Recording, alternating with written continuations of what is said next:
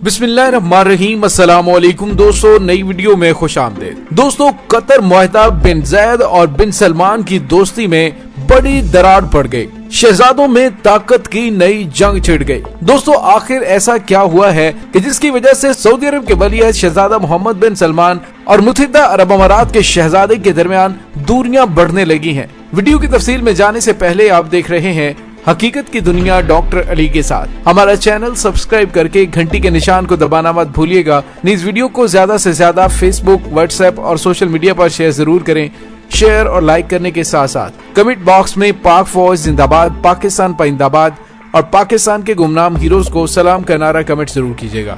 दोस्तों, कल तक सऊदी अरब की जानिब से कतर की नाकाबंदी खत्म करने के ऐलान पर तमाम उम्मत मुसलमान की जानिब से मुबारकबादों के पैगामात भेजे जा रहे थे कि ये बहुत अच्छा और खुशाइंद अमल है कि जिससे दो मुस्लिम ममालिक की आपस में रवाबित एक दफा फिर बहाल हो गए हैं। और दोस्तों, उसके बाद मैंने कल की अपनी वीडियो में बताया कि सऊदी अरब ने खलीज ताउन कौंसिल के रियाज के इजलास में कतर की नाकाबंदी खत्म करने का ऐलान किया। न सिर्फ खुद नाकाबंदी खत्म की बल्कि दीगर ममालिक जो उनके साथ शरीक थे उन्होंने भी नाकाबंदी खत्म कर दी है।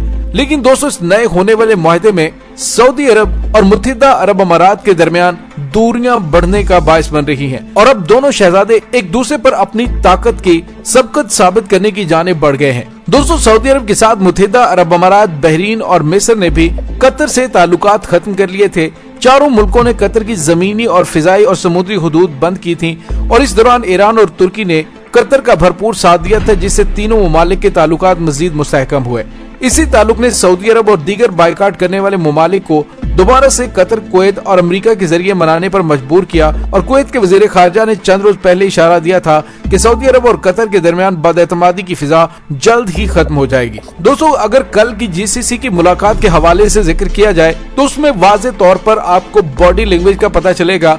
और वो बॉडी लैंग्वेज क्या है कि शहजादा मोहम्मद बिन सलमान कतरी अमीर के बिल्कुल नजदीक रहे, जबकि मुत्तहिदा अरब अमारात से बिन ज़ैद दूर दूर खड़े नजर आए। और दोस्तों, यहाँ पे एक बड़ी अहम चीज की तरफ इशारा करता चलूं कि GCC समिट में शिरकत के लिए कतरी अमीर शेख तमीम बिन हमाद सानी सऊदी अरब जब पहुंचे तो सऊदी वलिया शहजादा मोहम्मद बिन सलमान एयरपोर्ट पर उनका बड़ी बेसब्री से इंतजार कर रहे थे। कतरी अमीर का तैयारा लैंड किया तो अमीर ने हाथ हिलाकर सऊदी वली अहद को सलाम किया, लेकिन सऊदी वली अहद शहजादा मोहम्मद बिन सलमान एयरपोर्ट पर कतरी अमीर का बड़ी बेचैनी से इंतजार कर रहे थे, जिसका पूरी दुनिया में जिक्र किया गया। उसकी वजह ये थी कि सऊदी वली अहद ने कोरोना SOPs को नजरअंदाज करते हुए कतरी अमीर को आगे बढ़कर गले लगा लिया। दोनों के चेहरों पर मुस्कुराहटों का तबादला भी हुआ और इस गर्म जोश इस्तकबाल पर दुनिया भर के मीडिया में तबसरे भी हुए हैं। और दोस्तों, जहां पे कतरी अमीर के साथ मोहम्मद बिन सलमान बहुत ज्यादा पुरजोश नजर आए, वहीं पर बिन ज़ैद के साथ रवैया खिंचा खिंचा रहा।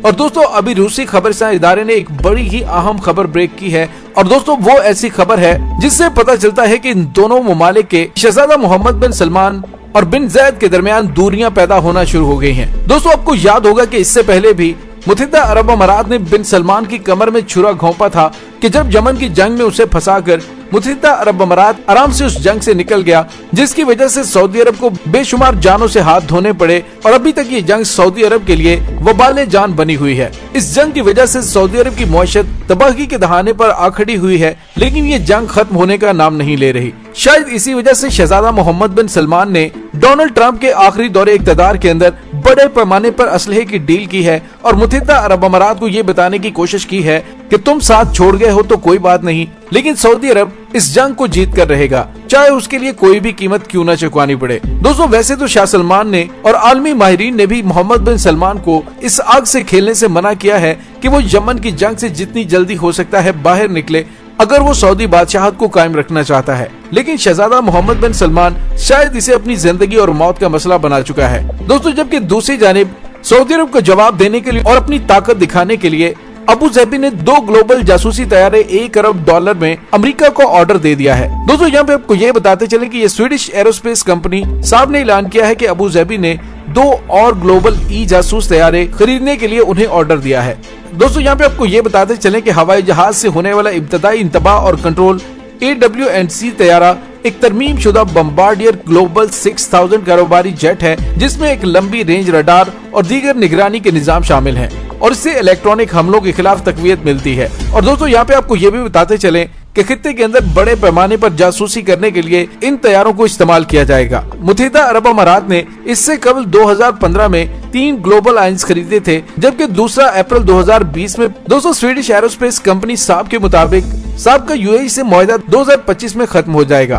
दोस्तों यहाँ पे आपको ये बताते चलें कि मुत्तहिदा अरब अमारात की जानिब से जो ये 2 जासूस तैयारे इंतहाई महंगी कीमत में यानी $1 अरब में खरीदे गए हैं, ये 450 किलोमीटर की दूरी पे परवाज करते हुए बैलिस्टिक मिसाइलों का भी पता लगा सकते हैं। ताहम इसमें समुद्री निगरानी का एक रडार सिस्टम भी इंस्टॉल किया गया है। दोस्तों इसके अलावा मुत्तहिदा अरब अमारात अमरीकी साख्ता F-35 बमबार तैयारों के लिए भी कोशा है और 30 दिसंबर को New York center for foreign policy उमूर थिंक टैंक ने अमेरिका के महकमे खारजा और सेक्रेटरी खारजा माइक पोम्पियो के खिलाफ 50 F-35 लाइटिंग स्टेल्थ तैयारों की फरोख्त के इल्जामात के साथ ही एक कानूनी चाराजोई का ऐलान भी किया था। दोस्तों यहाँ पे आपको ये बताते चलें कि दोनों अरब शहजादे इस वक्त अपनी ताकत का मुजाहरा करने के लिए एक दूसरे को ताकत दिखाकर जेर करने की कोशिश में एक दूसरे पर असलहे की खरीदारी की बर्तरी साबित करना चाहते हैं। और रूसी खबरसां एजेंसी ने जो रिपोर्ट दी है उससे जाहिर ये हो रहा है कि हालिया दिनों में अमेरिकी सदर डोनाल्ड ट्रंप व्हाइट हाउस को छोड़ने वाले हैं। उसके बाद आने वाले अमेरिकी सदर जो बाइडेन ने यमन की जंग में अमेरिका की मुदाखलत को बंद करने का ऐलान किया है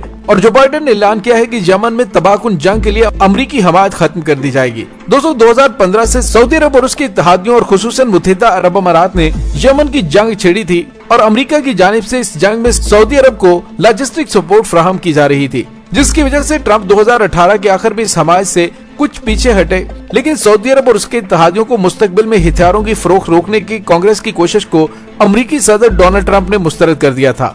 दोस्तों यमन में जंगी मामलात की तहकीकात के बाद ये बात सामने आई है कि मुत्तहिदा अरब अमारात की जानिब से खरीदा जाने वाला तबाहकुन असला अलकायदा और यमनी मलेशिया के हाथों में देखा गया है। दोस्तों जिससे जाहिर ये होता है कि मुत्तहिदा अरब अमारात सऊदी अरब के साथ डबल गेम खेल रहा है, यानी खित्ते के अंदर इजारादारी कायम करने के लिए बिन ज़ैद की तरफ से डबल गेम खेलते हुए हौसी जंगियों को और खित्ते में मौजूद सऊदी अरब मुखालिफ मलेशियाओं को असलहा फराहम किया जाता है, जिसकी वजह से वो पिछले 6 साल से सऊदी इत्तेहाद के सामने एक आहनी दीवार बने हुए हैं। दोस्तों जो बाइडेन ने बड़े ही वाज़ेह अंदाज में बता दिया है कि उनकी जानिब से अरब ममालिक के साथ यमन के मामले में कोई ताउन नहीं किया जाएगा।